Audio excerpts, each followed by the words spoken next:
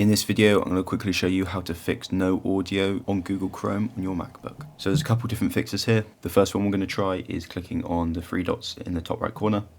Go to Settings. Now go to Privacy and Security. Go to Site Settings. And now scroll down until you get to Additional Content Settings. Open this up. Scroll down a little bit more and click on Sound. So you want to make sure you have Sites Can Play Sound selected here. Any sites listed in this bit here, you won't be able to hear any audio. So say if you have YouTube there and you're having this issue, then make sure you remove it just by clicking the three dots on the right. The next thing you can check is in your system settings. Go to Sound and make sure that your MacBook speakers are in the output.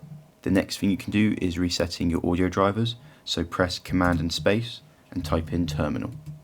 And now type in sudo space kill space core audio D. Now press enter, type in your password and then press enter. Next, press on the Apple logo in the top left corner, press restart and then restart your device. Thank you for watching the video. Let me know down in the comments below if you found this helpful.